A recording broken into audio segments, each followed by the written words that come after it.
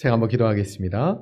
거룩하신 하나님 감사합니다. 하나님 우리 수요 찬양대회와 함께 올려드린 우리의 찬양을 주님께서 기쁘게 받으신 줄을 믿습니다. 우리가 능력 주시는 주님 안에서 모든 것을 할 수 있는 줄을 믿습니다. 하나님 앞에 능력 있는 삶 살아가는 우리 찬양단 특별 우리 남성 성도들 되게 하여 주시고 우리 가장들이 거룩한 손을 들고 주 앞에 기도할 때마다 하나님께서 선하게 응답하여 주시며 생업을 지켜주시고 세상 한복판에서 주의 이름을 당당히 선포하며 살아가는 믿음의 사람들이 다 되게 하여 주옵소서.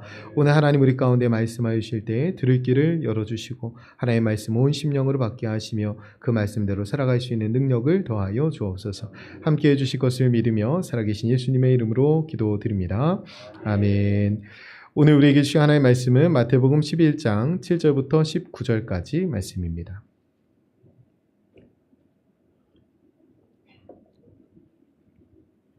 네, 우리 앞에 화면을 보셔도 되고요. 마태복음 11장 7절부터 19절까지 말씀 우리 한 목소리로 같이 읽습니다.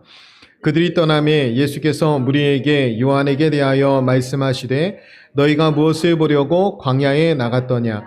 바람에 흔들리는 갈대냐? 그러면 너희가 무엇을 보려고 나갔더냐?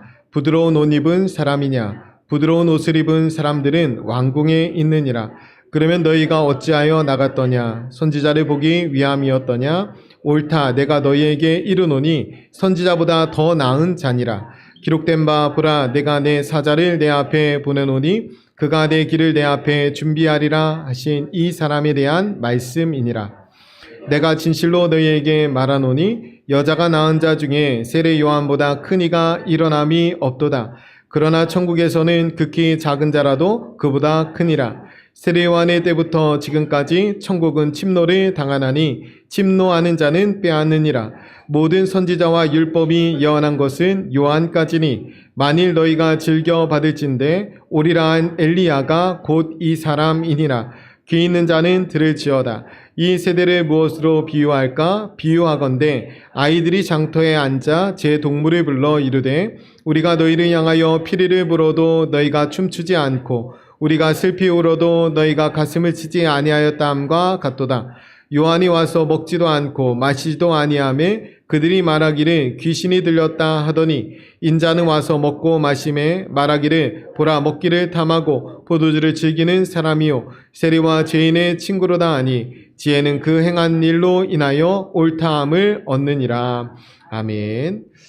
오늘 응답하라 이 세대여 라는 제목으로 함께 말씀 나눌 텐데요. 주제는 하나님의 나라입니다. 사람들이 지금 광야, 세례 요한이 있는 광야로 나간 것은 갈대를 보기 위함도 아니고 부드러운 옷을 보기 위함도 아니었어요. 세례 요한에게 광야로 나간 이유는 세례 요한 보기 위해서고 세례 요한의 말씀을 듣기 위해서요. 세례 요한이 마태복음 3장에 보면 외친 말은 아주 간단합니다. 뭐냐면 회개하라 천국이 가까이 왔느니라. 이거 들으러 간 거예요. 이거 들으러 이 메시지를 들으러 광야로 나갔고 그래서 세례 요한에 대해서 성경 뭐라고 증언하냐면 광야에서 외치는 자의 소리 그리고 그 외침은 뭐였냐면 회개하라 천국이 가까이 왔다. 회개에 대해서 선포했다는 거. 그래서 예루살렘과 온 유대와 요단강 사방에서 그에게 나와서 다 자복하고 회개하고 세례를 받았다라고 기록되어 있습니다.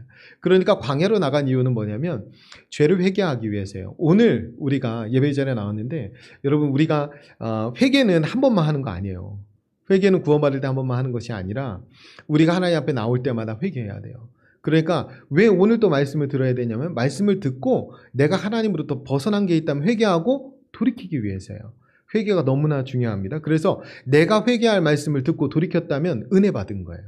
그게 없으면 아무런 변화도 없잖아요. 그냥 듣고 끝난 거잖아요. 그러면은 은혜 없는 겁니다. 어제 전에 같이 목회했던 동료 목회자였는데 미국에 있어요. 그런데 지금 두 번째 담임 목사 대행을 하고 있어요. 부교역자인데. 그러니까 교회가 목사님이 오래 계시지 못해요. 너무 교회가 이렇게 딱 반으로 나뉘어져 있어서. 그래서 그거 하는데 이제 성도분들께서 반으로 이렇게 나뉘어져 있다 보니까 이 목회자도 되게 힘든 거예요. 그래서 때로는 이쪽 편에서 오해받고 때로는 이쪽 편에서 오해받고 그래서 어려움들이 굉장히 많더라고요. 그래서 나는 더 어렵다 그랬어요. 그런데 사실은 성도분들이 그렇게 갈라져 있으면 그거보다 더 어려운 게 없어요. 그런데 이 친구가 너무 힘든 거예요. 그 담임도 아닌데 대행을 벌써 몇 년째 하고 있는데 그게 너무 힘들어 하더라고. 그래서 제가 내가 길게 담임 목사를 한 건 아니지만 대행도 담임 목사다. 내가 그랬어요. 대행도 담임 목사고, 그리고 성도분들은 다른 데선 절대 안 변한다. 예배의 자리에서 변하지.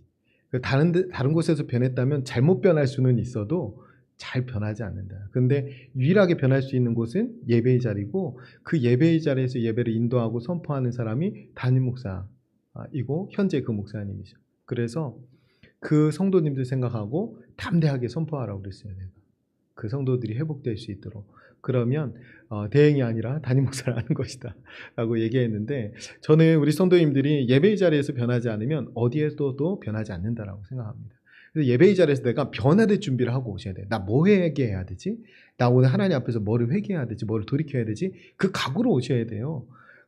잘 들으면서 아유 이거 김권사 들어야 되는데 이렇게 그러지 마세요. 내가 들을 말씀을 딱 듣고 내 거를 못 듣고 가면 내가 제일 손해죠. 내가 제일 손해입니다. 지금 우리가 회개하는 것은 결국에는 하나님의 통치 아래에 살아가는 거야. 우리가 하나님 나라 속에서 살아간다는 거 뭐냐면 어떤 특정한 공간으로 가는 게 아니라 하나님의 통치 아래에서 살아가는 거예요. 우리가 대한민국 국민으로 살아가는 것은 대한민국 헌법의 통치 아래 살아가는 것처럼, 우리가 하나님 나라 백성이 된다는 것은 하나님의 법과 식의 통치를 받죠. 그런데 여기에서 내가 좀 벗어나면 어떻게 되는 거예요?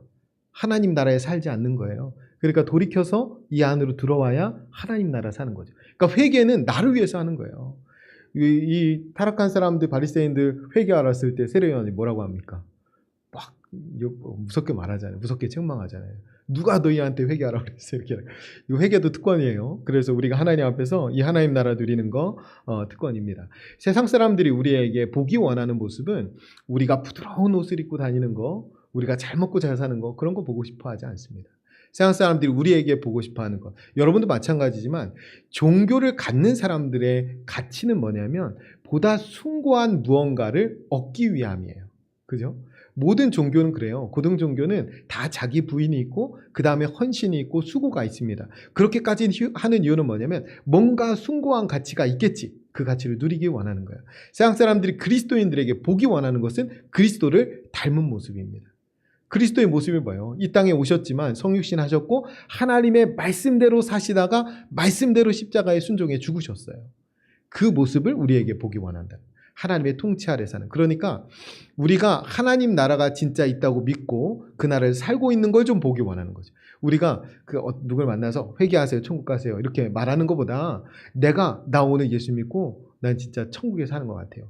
이거를 보여주기 원한다는 거예요. 그거 보여주면 누구든 예수 믿게 됩니다. 그래서 회개하고 하나님 나라 백성답게 살아가는 모습을 우리가 보여주기 위해서 우리가 늘 말씀을 들어야 되고 하나님의 뜻대로 살아야 됩니다.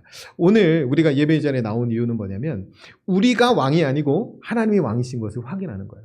그러니까 우리가 왕처럼, 왕궁에 있는 사람처럼 부드러운 옷 입으려고 여기 있는 거 아니에요. 내가 좀 세상에서 좀 예수 잘 믿고 잘 먹고 잘 살아야지, 이런 가치로 오면 광야에 올 필요가 없는 거예요. 광야에 오는 것이 하나님의 음성을 듣고 하나님이 왕이시지. 하나님만이 왕이시지. 예수님도 광야에서 시험 받으셨고 이스라엘 백성들도 광야에서 훈련 받았는데 광야는 아무것도 없는 곳입니다. 하나님만 보이십니다. 하나님이 구름기둥과 불기둥을 인도하지 않으면, 하나님이 이른 비와 늦은 비를 내리지 않으면 살 수 없는 곳, 그것이 광야예요. 그러니까 우리는 하나님을 보는 훈련을 해야 돼요. 하나님이 우리의 통치자이심을 믿고, 그래서 하나님 나라는 결국 하나님의 통치예요. 하나님의 다스림. 우리가 주기도문 할 때마다 하나님의 나라가 오게 해주십시오 라고 하잖아요. 우리의 가정이 하나님 나라가 오게 해주십시오. 우리의 가정에 하나님 말씀 순종하면서 살아가게 해주십시오. 우리 교회에 하나님 나라가 임하게 해주십시오. 이것은 우리 교회가 하나님의 법과 식만 따르면서 하나님의 백성들처럼 살게 해주십시오. 이 기도예요. 우리가 노력해야죠. 우리가 그 노력을 하면서 살아가야 됩니다. 그래서 예배의 자리에서 늘 고백하는 건 뭐냐면 자기 부인이 있어야 되잖아요. 내가 죽는 자리예요, 예배는. 그래서 내가 왕이 아니라는 사실을 확인하고 하나님이 왕이시라는 사실을 인정하고, 그리고 돌아가야 돼. 회개하는 건 다른 게 아니라 내가 왕처럼 산 시간들 회개해야 돼요. 내가 성공하고 업적을 이루고 대단한 자랑거리가 있더라도 순간 내가 왕이 되어서 무언가를 했다면 그 시간들 회개해야 돼요. 하나님의 통치, 하나님의 인정만 바라보면서 살아가야 됩니다. 그래서 내가 부드러운 옷 입고 왕처럼 살아가는 것이 목적이 아니라 거지 같은 옷을 입더라도 왕 대신 하나님을 높여드리면서 살아야 돼요. 그게 세례 요한의 삶이었어요. 세례 요한이 광야에서 낙타 털옷을 입고 그러니까 보잘것없는 삶을 살았지만 그는 당당하게 너희들 회개해, 너희들 천국에 살아 이렇게 선포할 수 있었어요. 그러니까 거지 같은 옷을 입더라도 우리가 하나님 나라 백성답게 살아갈 수 있어야 됩니다. 우리가 빌립보서 말씀 계속 나누고 있지만 바울의 기쁨이 뭐예요? 감옥에 갇혀있는 사람 거지보다 못하죠. 곧 죽는데. 그런데 그가 기뻐하라고 선포하잖아요. 왜 기뻐합니까? 감옥에 갇혀있는 것 자체가 하나님의 통치 아래 있는 거니까. 하나님 말씀 잘 듣다가 감옥에 갇혔어요. 그래서 기뻐하는 거예요. 자기가 왕 노릇하다가 왕 되려고 살다가 감옥에 갇혔다면, 나쁜 짓 하다 감옥에 갇혔다면 그거 기뻐할 수 없죠. 그런데 다른 사람하고 달라요. 바울은 하나님 말씀 순종하여 복음 전하다가 감옥에 갇혔어요. 그것은 기뻐할 일이라는 거예요. 우리가 세상에서 우리의 초라함 때문에 혹은 우리의 화려함 때문에 일희일비하는 인생이 아니라 우리가 오늘 하나님의 통치 아래 있는가로 따져봐야 돼요. 물론 하나님의 통치 아래 있다고 모두 초라한 삶을 살거나 모두 화려한 삶을 살거나 그렇지 않습니다. 어떤 사람은 초라하게 살 수 있고 어떤 사람은 화려하게 살 수 있어요. 중요한 것은 오늘 내가 하나님의 통치 아래 있는가. 여러분, 화려하게 살 때 하나님의 통치 아래 있는 것이 훨씬 더 어렵습니다. 여러분, 고난 가운데 있으면 우리는 하나님의 이름을 불러요. 그런데 위대한 다윗, 위대한 솔로몬, 그런 사람들 다 보지만 그 사람들 높은 정점에 올라가서 다 타락했습니다. 그러니까 화려할 때 하나님 이름 부르기 더 어려워요. 그러니까 우리는 어떤 상황에도 하나님의 통치 아래에 살아가야 된다라는 사실을 꼭 기억하셔야 됩니다. 오늘 중요한 말씀이 12절인데요. 세례 요한의 때부터 지금까지 천국은 침노를 당하나니 침노하는 자는 빼앗느니라. 아멘. 이게 좋은 번역이기도 한데 그래서 천국이 침노를 당한다 이렇게 하니까 오역 중에 하나가 천국이 공격당한다 막 이렇게 생각하는 거 있는데 그게 아니고 침노하듯이 천국을 공격해서 빼앗듯이 천국에 대해서 하나님 나라에 대해서 열심을 삼는 자, 열정을 내는 자, 그 사람들에게는 하나님의 나라가 임한다는 말이에요. 나 하나님 나라 살아야지. 내가 오늘 60평에 살아야지, 80평에 살아야지. 이게 아니라 나 오늘 하나님 나라 살아야지. 이 열심이 우리 안에 있어야 된다는 거예요. 우리가 하나님 나라는 먼데 얘기가 아니에요. 죽어서 가는 나라가 아니라 예수님이 그랬죠. 하나님 나라는 여기 있다 저기 있다 못하느니 하나님 나라는 너희 안에 있다. 예수님이 오시면서 하나님의 나라는 이미 도래한 것입니다. 그래서 우리는 하나님의 나라 속에서 이미 살아가고 있어요. 그러니까 죽은 다음에 가는 천국, 죽은 다음에 가는 낙원만 하나님의 나라가 아니라 오늘 왕 대신 하나님이 통치하시는 곳은 다 하나님 나라예요. 그래서 우리 가정이 하나님 말씀대로 온전히 살잖아요. 하나님 나라 임하죠. 하나님 나라가 임합니다. 우리 교회가 하나님 말씀대로만 가잖아요. 하나님 나라가 임해요. 주체할 수 없는 기쁨이 있을 수밖에 없어요. 우리가 그 기쁨이 없다면 하나님 나라에서 벗어난 거예요. 하나님이 통치하시고 하나님 책임지시고 하나님 인도하시는데 왜 기쁘지 않습니까? 여러분, 생명길을 걷는 자에게 충만한 기쁨과 영원한 즐거움을 보장해 주신다고 약속해 주셨어요. 우리가 아까 찬양했잖아요. 할렐루야 찬양하세 내 모든 죄 사함받고 주 예수와 동행하니 그 어디나 하늘나라. 앞부분 내 영혼이 은총이 중한 죄짐 벗고 보니 슬픔 많은 이 세상도 천국으로 화하도다. 여러분, 수고와 슬픔뿐인 인생이라고 하나님 말씀하셨습니다. 그럼에도 불구하고 기쁨이 넘치는 천국의 삶을 살 수 있는 것은 하나님의 통치가 있을 때, 하나님의 인도한 가운데 있을 때. 여러분, 인생을 살면서 예수 믿고 나서 막 탄탄대로가 막 열리고 그랬죠. 제가 목사가 되지 말 걸 그랬다 이런 생각을 가끔 해요. 그러다가 예수 믿지 않았으면 좀 더 편했을까 이런 생각. 어떤 것들은 그런 것도 있어요. 예수 믿기 때문에 거짓말 못하죠. 예수 믿기 때문에 남 등쳐먹지 못하죠. 예수 믿기 때문에 더 편한 게 못 가죠. 그런데 우리가 그 예수님을 믿는다고 해서 늘 잘 되는 건 아니에요. 주일에 말씀드렸지만 우리가 정직한 길을 가고 약자의 편에 서면 거의 패배합니다. 거의 좋은 결과가 없어요. 그게 세상 삶이에요. 그리고 우리가 정말로 믿음 생활을 잘하면 하나님 앞에서 하나님은 늘 우리가 성장하길 원하잖아요. 어디까지 성장해야 돼요? 그리스도의 장성한 분량까지 성장해야 돼요. 그래서 끝이 없어요. 이거 시험을 하나 통과했다고 생각하면 또 큰 시험이 또 오고 또 오고 또 그러잖아요. 이 신앙생활 해보시면 다 똑같이 고백할 거예요. 그러나 그걸 넘어서면 또 뒤로 돌아서 하나님 은혜였습니다 하고 지나가고, 또 넘어오면 또 하나님 은혜였습니다 하고 지나가잖아요. 하나님 계속 우리가 성숙하길 원해요. 성장하길 원해요. 그렇기 때문에 어쩌면 수고와 슬픔의 인생이 맞아요. 그리고 예수 믿는다고 해서 병 안 걸리는 거 아니고, 예수 믿는다고 해서 고난 안 닥치는 거 아니고, 예수 믿는다고 해서 악인 안 만나는 거 아니고 그렇잖아요. 제가 진짜 새벽마다 기도해요. 여러분 악한 자 만나지 않게 해달라고. 그리고 제가 얼마 전에 설교하다가 한번 말씀드렸죠. 여러분 악한 자 되지 않게도 제가 기도하고 있습니다. 여러분이 누군가에게 악한 자가 되지 않도록. 그런데 사실은 악인이 내 앞에 있는 것은 내 책임이 아니에요. 그렇잖아요. 그런데 우리는 내 책임인 줄 알아요. 혹은 하나님 책임인 줄 알아요. 그러면서 내가 뭘 잘못했길래 하나님 나한테 이런 상황. 모두에게 일어날 수 있는 일이에요. 고난과 어려움들은. 그런데 그때 우리는 하나님의 통치 아래에 있느냐가 중요해요. 바울이 내가 복음 전하고 있는데 지금 로마 심장부까지 왔는데 고장 좀 얼마 전할만 했더니 감옥에 가둬놓고 하나님 나한테 이런 식입니까? 내가 지금 로마에서 반짝반짝 빛나게 복음 전도자가 드러나야 되는데, 이렇게 말할 수도 있었어요. 그런데 로마에 갇힌 바울의 현실을 바울은 받아들입니다. 하나님의 뜻. 그래서 감옥에서 자기가 할 수 있는 일이에요. 그 안에 쓴 옥중서신, 기쁨의 서신 그 빌립보서가 지금도 많은 사람을 변화시키잖아요. 그러면서 자기는 갇혀있지만 복음은 안 갇힌다는 거예요. 밖에서 시기로 전도하나 바울을 위해서 하나 복음이 더 전도되니까 아이 잘됐다 이렇게 얘기하죠. 그리고 바울이 비로소 갇혔기 때문에 시위대 뜰 안까지 복음이 전해졌다고 바울은 좋아했어요. 우리가 어려운 상황이 있고 고난이 있지만 그 과정 가운데 하나님의 뜻이 이건가 보다.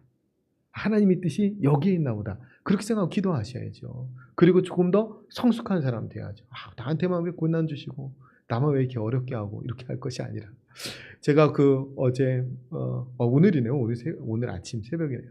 거기하고 시차가 많이 나니까 서로 막 얘기하면서 굉장히 위로를 받았어요.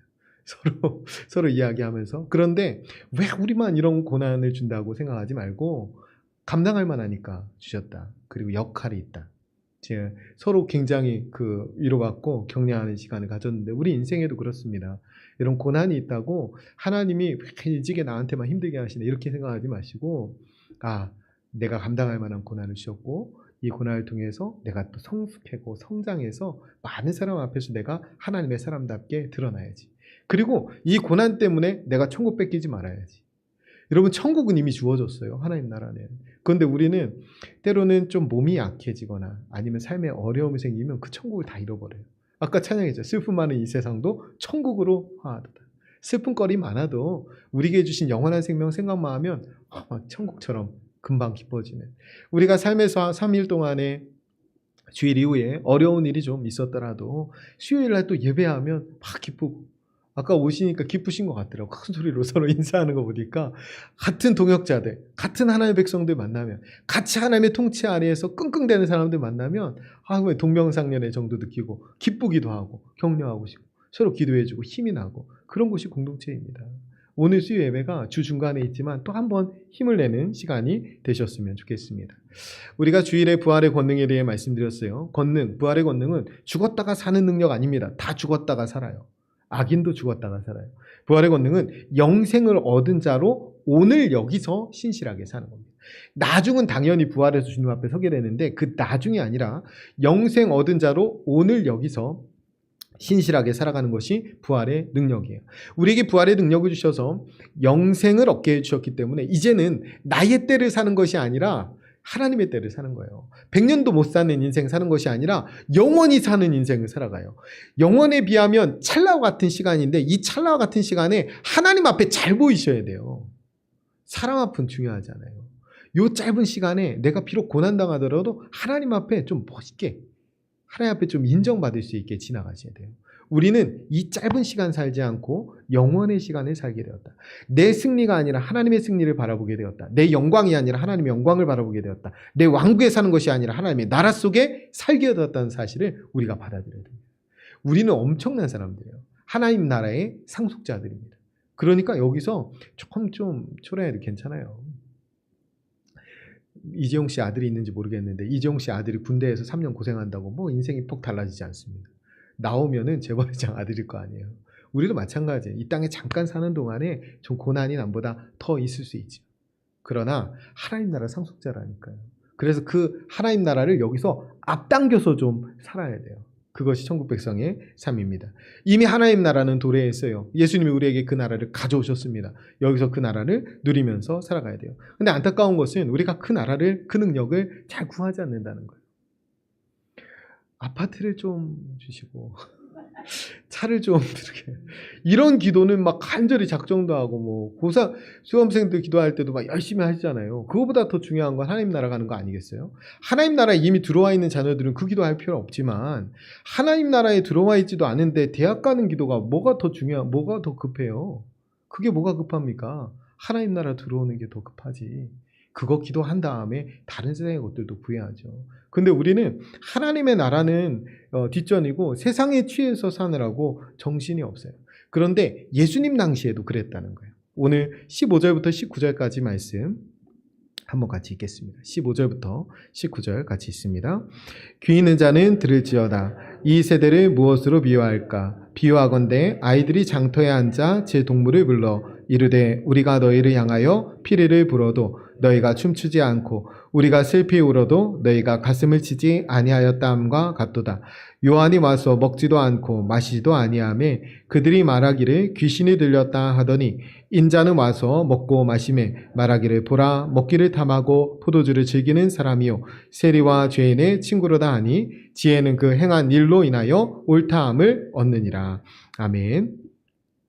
여러분 귀 없는 사람 있어요? 귀 없는 사람 없어요. 그런데 귀 있는 자는 들으라고 하잖아요. 그런데 귀 없는 사람처럼 못 듣는 사람들이 있어요. 그죠? 귀 없는 사람처럼 못 듣는 사람.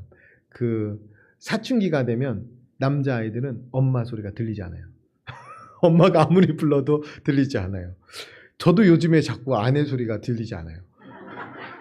그래가지고 저희 딸이 막 왜 못 들은 척하냐 막 그러는데 정말 안 들려서 그런 건데 참 이거 그런 일이 있더라고요. 그가 귀가 있지만 들리지 않는 상태가 있더라고요. 근데 이런 거죠. 잘 설명해주면 알아들을 텐데 못 알아들어가지고 못 듣는 경우가 있고 또 하나는 의도적으로 듣기를 거부하는 경우가 있어요.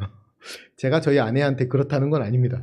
여러분, 저는 진짜 안 들렸던 거고, 의도적으로 무시하고 안 듣는 경우 있잖아요. 지금 주님이 있는 이 시대에 주님의 말씀에 반응하지 않는 세대가 그렇다는 거예요. 말귀를 못 알아듣는 게 아니라 아예 불순종하기로 결단했고, 듣지 않는다는 거예요. 이 뒤에 내용을 보면, 보세요. 세례 요한은 금식하면서 전했습니다. 그죠? 세례 요한은 먹지도 않고 마시지도 않고 전했어요. 그런데 미친 자라고 했어요. 귀신 들린 자라고. 예수님은 먹으면서 전했어요. 그죠? 먹고 드시면서 전했어요. 그랬더니 저 먹기를 탐하는 자라고 그랬어요. 세속주의자라고. 이거 뭐예요? 아예 그냥 이 사람들의 말을 듣지 않겠다는 거예요. 우리가 금식을 하면서 지금 하나님이 보낸 선지자가 금식을 하면서 선포해도 그리고 하나님의 아들이 오셔서 함께 교제하며 선포해도 어떻게 해도 말씀을 받아들이지 않겠다는 거예요. 귀는 있지만 귀를 아예 닫아버린 거죠. 불순종하겠다는 거예요. 마치 장터에서 피리 불어도 춤추지 않고 슬피 울어도 가슴을 치지 않는 모습과 똑같습니다. 여러분 결혼식에 가서 기뻐하지 않고 뭐 장례식에 가서 슬퍼하지 않는, 좀 있으면 이제 김효준 전사님 결혼하시는데 얼굴 가지고 막 죽상을 하고 앉아있으면 그거 안 되잖아요. 그럴 분 아무도 없잖아요. 그런데 마치 이 세대가 그렇다는 거예요. 하나님 나라가 이미 도래해서 천국이 임했는데 그 기쁜 천국을 아무도 기쁘게 받아들이지 않는다는 거예요. 그 얘기를 지금 하고 있는 겁니다. 여러분 관심을 가져야 들려요. 제가 아내 소리에 관심을 못 갖고 다른 데에 관심이 팔려 있으니까 안 들리는 거거든요. 하나님 나라에 관심을 가져야 하나님 나라의 메시지가 들립니다. 오늘 하나님 나라가 선포되는데 나 혼자 집 걱정하고 있고 내 왕국 생각하고 있으면 하나님 말씀 하나도 못 듣고 가는 거예요. 길을 갖고 와도 몸이 여기에 있어도 우리의 관심이 그곳을 향해야 귀가 열리고 눈이 열립니다. 성경 전체다 온통 하나님의 나라예요. 처음부터 끝까지 다 하나님 나라 이야기예요. 하나님 나라 이야기가 촘촘하게 짜여져 있어요. 우리가 나라는 국민주권 영토 법, 이게 이제 나라의 구성 요소잖아요. 제일 처음에 하나님, 그 다음에 백성을 부릅니다. 하나님의 백성. 그 다음에 이 백성에게 법을 주셔요. 십계명. 우리나라 보면 헌법이 있죠. 그 다음에 마지막에 뭐 주십니까? 영토, 땅을 주셔요. 이 이야기가 하나님 나라를 이루어가는 이야기예요. 이게 다시 신약에 오면 예수 그리스도가 오셔서 하나님 나라가 임하는 이야기로 바뀐다는 거예요. 그래서 지금 우리가 오늘날의 삶은 하나님 나라 백성답게 사는 것은 하나님이 왕이시고 우리가 백성이고 우리에게 주신 말씀의 법을 지키면서 하나님의 공간을 만들어가는 거예요. 하나님의 나라를 만들어가는 거예요. 그거 우리의 사명입니다. 그러니까 이 나라에 관심을 가져야 우리의 영안이 열리는 거예요. 하나님의 음성이 들리기 시작하고 하나님의 나라가 보여지기 시작합니다. 우리가 매주일 예배할 때마다 혹은 매일 아침에 기도할 때마다 하나님 나라에 관심을 갖고 그 나라의 영안이 열려지는 저와 여러분 되시기를 간절히 축원드립니다. 여러분, 하나님 나라에 관심이 있어야 들리고 보여요. 그래서 천국 백성답게 기뻐할 때 함께 기뻐해야 되고 천국 백성답게 슬퍼해야 될 때 함께 슬퍼할 수 있습니다. 나 혼자 딴 나라 사는 사람처럼 살면 안 돼요. 우리가 생각해 봐야 됩니다. 나는 뭐가 기쁜지, 나는 뭐가 슬픈지. 우리의 가정, 우리의 교회, 우리의 나라가 하나님의 통치가 임하지 않는다면 슬퍼해야 됩니다. 우리가 세속에 물들어서 세상의 법칙에 따라서 막 휘둘리고 있으면 우리의 가정이, 우리의 자녀들이, 우리의 교회가 그럼 슬퍼해야죠. 세속에 막 휘둘려가지고 세상적으로 잘 되고 있으면 막 기뻐합니까? 그런 시대라는 거예요. 우리가 우리의 가정, 우리의 교회, 우리 나라가 하나님의 통치가 임해서 막 하나님의 나라가 되었어요. 그 너무 기쁜 일이죠. 내 자녀가 공부는 좀 못하지만 믿음이 출중하다. 여러분 기뻐하셔야 되나요? 기뻐하셔야 돼요. 기뻐하셔야 돼요. 여러분 그거 기뻐하셔야 됩니다. 진짜 믿음 없으면 살 수 없어요. 저는 어렸을 때부터 공부를 잘하는 쪽이 아니라 교회를 열심히 가는 쪽이었어요. 저희 누나는 교회를 열심히 가는 쪽이 아니라 공부를 열심히 하는 쪽이었어요. 그 집에서 누가 칭찬을 받았겠어요? 네, 저희는 믿음의 가정으로 제가 칭찬을 받았습니다. 그래서 저는 당연히 내가 더 낫다고 자신감을 가지고 살았고 한 번도 주눅든 적 없어요. 그리고 나서 이제 결혼하고 이제 아이들이 크고 딱 그러고 보니까 공부 아무 소용 없더라고. 믿음 없으면 한 고비도 못 넘어요. 자녀를 기를 때 믿음이 없고 하나님 의지하지 않으면 한 고비도 제대로 못 넘어요. 그래서 이게 더 중요하구나. 신앙이 더 중요하구나. 여러분 공부는 그 한 번 대학에 들어갈 때, 한 번 어디 취업할 때지만 그 이후에 우리의 삶이 그렇게 단조롭지 않잖아요. 다양한 일들이 있죠. 그 일들 믿음 없으면 못 이깁니다. 그래서 우리가 중요한 일들이 있을 때 자녀들이 기도하는 것은 굵은 매듭을 짚고 가야 돼요. 하나님과 관계 맺고 지나가야 돼요. 우리 수능 수험생들 지금 기도해야 되는데 그때 하나님과 관계 맺고 지나가야 돼요. 얼마나 좋은 대학 가고 큰 성적 거두는 것보다 하나님과 관계 맺고 지나가는 게 중요해요. 내 인생에 하나님이 개입하시는구나. 나 하나님의 도움 없으면 난 안 되는구나. 이거 알아야 돼요. 우리도 마찬가지입니다. 신앙생활을 얼마나 했든지 간에 내가 지금 어려운 일 있으면 나 오늘 하나님과 관계 맺고 지나가야 되는 거야. 매듭을 짓고 가야 되는 거야. 하나님 도움 없으면, 은혜 없으면 나 살 수 없구나. 이거로 우리가 변화돼야 됩니다. 우리가 하나님의 말씀, 하나님의 다스림을 받아야 될 교회와 성도들이 만약에 불법과 불의를 방치한다면, 그러면 그야말로 피리가 불어도 춤추지 않고 슬피 울어도 가슴을 치지 않는 것과 똑같습니다. 여러분 우리가 하나님의 통치가 온전히 임해서 우리 안에 온전한 기쁨과 즐거움이 있어야 되는데 우리가 그 통치를 온전히 임하게 하지 못해서 세속에 물들어 살아서 우리가 그 기쁨을 빼앗겼다면 가슴을 치면서 통곡해야죠. 구경꾼이 될 수 없습니다. 방관한 자가 될 수 없어요. 여러분 우리가 회개하지 못하고 지금 죽어가는 사람들이 있다면 내가 너무나 사랑하는 사람 중에 하나님 나라는 이미 임해서 그냥 열심으로 침노하기만 하면 누구에게나 주어지는 하나님 나라인데 세례 요한이 여자가 난 자 중에 가장 큰 자라고 했는데 천국에서는 가장 작은 자라고 그랬어요. 왜 그럽니까? 여러분 세례 요한이 여러분보다 작다는 거예요.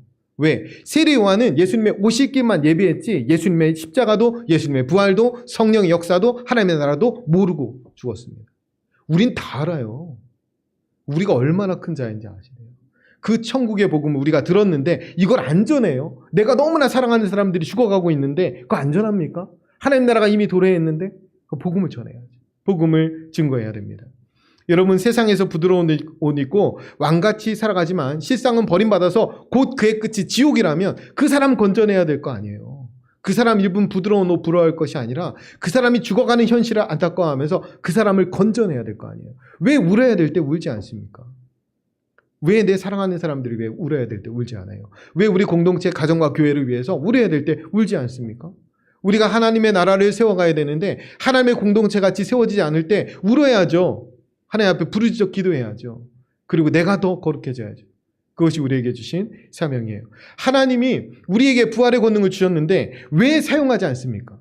하나님의 나라, 하나님의 자녀, 우리에게 자녀된 권세를 주셨는데 그 권세를 왜 사용하지 않습니까? 우리가 그 권세로 선포하면 하나님의 나라가 임하고 그 사람이 구원받는 역사가 일어나는데 왜 선포하지 않아요? 이게 가장 시급한 일이에요. 여러분, 하나님의 나라가 이미 도래했습니다. 여러분, 그 나라를 누리면서 살아가야 돼요.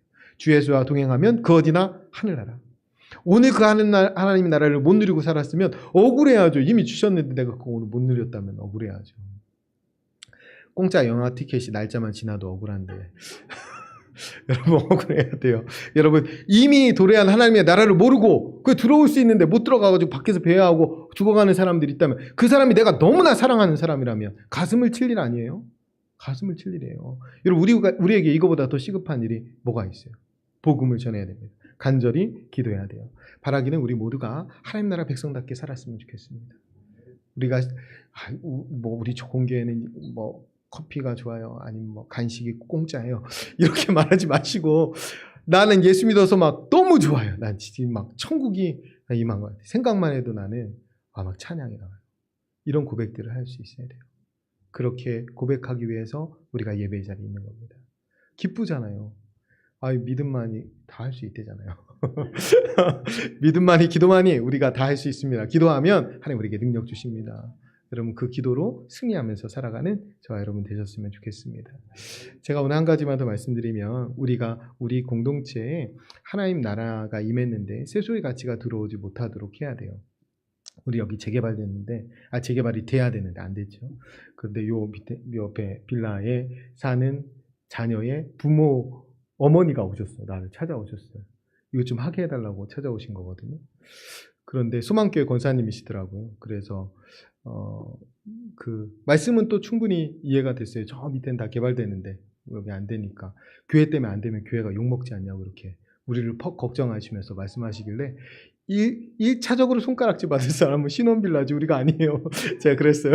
왜냐하면 순서가 거기가 더 넓고 근데 그분들은 교회 때문에 안 된다 이렇게 얘기하시더라고요. 그래서 제가 권사님이시고 60년 소망교회에서 아주 몇십 년 동안 신앙생활 하셨다고 하시길래 권사님 여기 그 집이 그 개발되면 좋으시죠? 제가 자산이 늘고 그 교회는 여기 개발되면 뭐가 좋나요? 했더니 막 사람들이 다 막 좋아해주고 그런 말씀하시더라고요.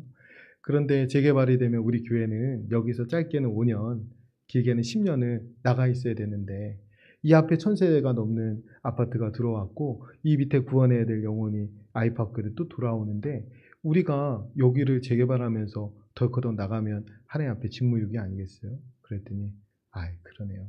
그러시더라고요. 그러니까 우리는 하나님 나라 가치하고 세속의 가치하고 완전 달라요. 여러분, 우리가 자산이 있는 게 뭐가 중요합니까? 우리가 세상에서 잘 먹고 잘 사는 게 뭐가 중요해요? 우리가 한 영혼을 구원하는 게 중요합니다. 그 권사님 자기의 자녀의 큰 자산 어쩌면 전 재산이 걸린 일을 가지고 온 거예요. 그렇잖아요? 그런데 그 권사님이 동의하는 거예요. 왜? 똑같이 하나님 나라 백성입니다. 그러네요. 하나님의 교회가 지금 복음 전해야 될 때예요. 이해하고 가셨어요. 우리도 이 가치를 잃어버리면 안 돼요. 우리는 하나님 나라 가치로 살아가는 사람들입니다. 세상 사람들과 좀 달라야 돼요. 우리가 모두를 납득시킬 수는 없겠지만 모두를 감화시킬 수는 있습니다. 왜냐하면 우리 안에 성령이 계시기 때문에. 성령 안에서 여러분들이 이 일을 잘 감당하는 하나님 사람들 되시기를 간절히 축원드립니다. 우리 같이 기도하겠습니다. 우리가 들은 말씀 마음에 담고 기도할 때에 하나님 나라 백성답게 이 땅에서 천국을 누리며 살게 하옵소서. 예배의 자리에서 하나님의 왕되심을 확인하고 말씀에 순종하여 살아가게 해 주옵소서. 우리 가정교회 나라에 하나님의 통치가 임하게 해 주옵소서. 우리 같이 통성으로 같이 기도하겠습니다. 기도합니다.